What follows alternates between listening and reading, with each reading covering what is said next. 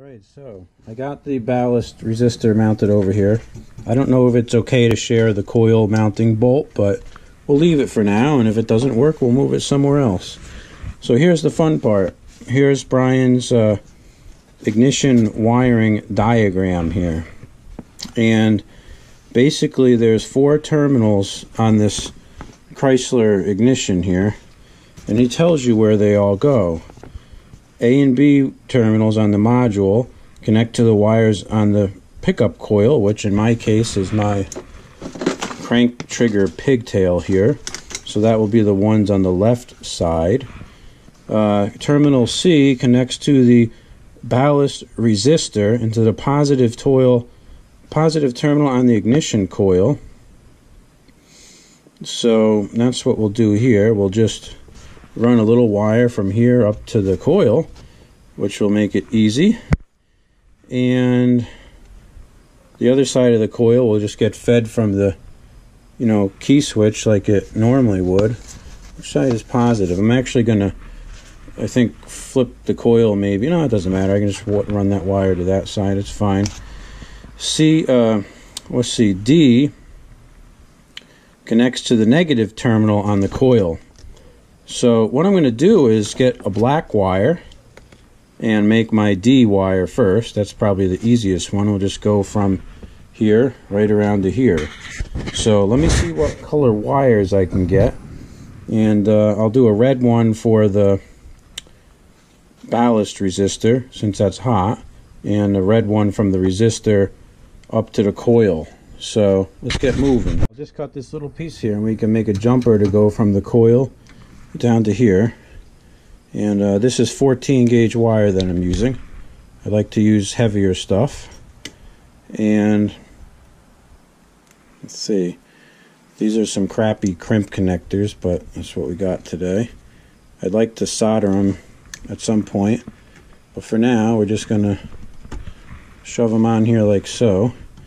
This coil is actually pretty nice that it has these tabs that you can actually, like, put a 1/4 inch terminal on instead of having to use a ring terminal. It just makes it easier for me. Then you don't ever have to loosen up the nut or anything on there. You just do it with these. Ring terminal long term might be more secure than these are, but this for now is what we're doing. I'll just run that down here like so. Alright, so there's our ballast resistor. And then I'm going to take another red wire, which will have to go from like here to there. In fact, I'm going to run it behind here because I don't want it to go in the way of the dipstick. So let's make it about this long, let's say. Oh shoot, whatever, that's good. Alright, so I'll put this on one end and we'll have to put that little butt connector thing on the other end. I get these bags of terminals at like tractor shows. They're like $1 or $2 a piece for like a whole bag. So they're not the highest quality, but they're cheap, and they're good enough for what we're doing here. I'd like to solder them when we're done, but for now we'll just do this. I've never used one of these connectors before, so let's see how it works. Oh, that's no big deal. That should be fine. So we'll put this in there and we'll crimp it.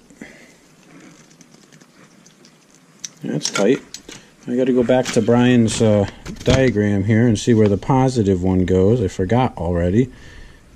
C terminal connects to the positive side of the ignition coil. So C is this one in the middle over here. So we'll stick that on C. Okay, and we're just gonna like go around the back over here, I guess. Alright, so we got that hooked up. Now we need another one to go to the negative side of the coil, so I'll get some black wire and we'll do that. Okay, let's see. I think that proper color for the ignition is not red, it's blue, I think.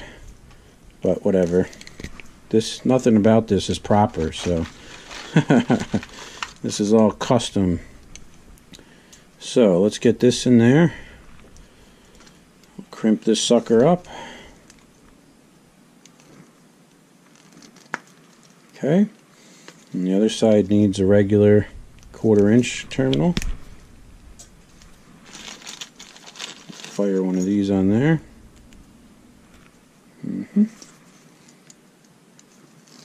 Okay, so this will go over here, and this will go around the top up to the coil. Probably made that a little longer than it should be. Okay, whatever. See if this works. Alright, now what I'm going to do here is actually just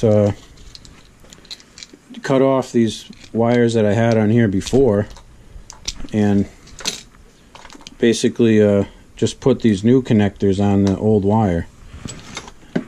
So let's do that. Bink. Dink. We'll restrip them.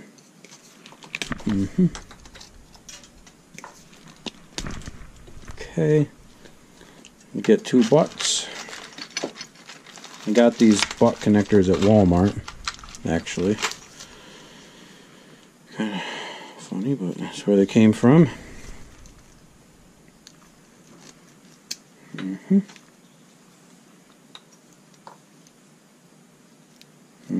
Let's see. So these will go over here. Again, he says it doesn't matter which way it goes, so I will trust his advice. This is a very official connection here, as you can see. So basically we're ready to drop this into the tractor now and see if the damn thing works. So well, it's pitch black out, but let's see what we got. Alright, so it's 9:10 at night and it's very dark out, so we're gonna have to park it here, but I just want to see, like, conceptually if this even is going to fit in this spot and work, and it looks like it will, so that's awesome. So our crank trigger basically comes over here to this side, and you know, we'll fix these wires later. This is just rigged for testing. And over here we have this red wire comes from the key switch, so we'll just plug that in over here. And is that correct? I'm gonna have to check this. I forgot which one goes to where. That red might have actually been my ground and not my key switch, so before I do something stupid, I'll just, you know, take those out and we'll have to re-examine that. So alright, well, you get the idea. This is how it's gonna go. When the sun comes up, we'll do some more work to this. Here's the wire that I had for the plug wire for now, which is a total rig job, but you know, it reaches the coil, put it that way, you know. So yeah, so that's what we're gonna do.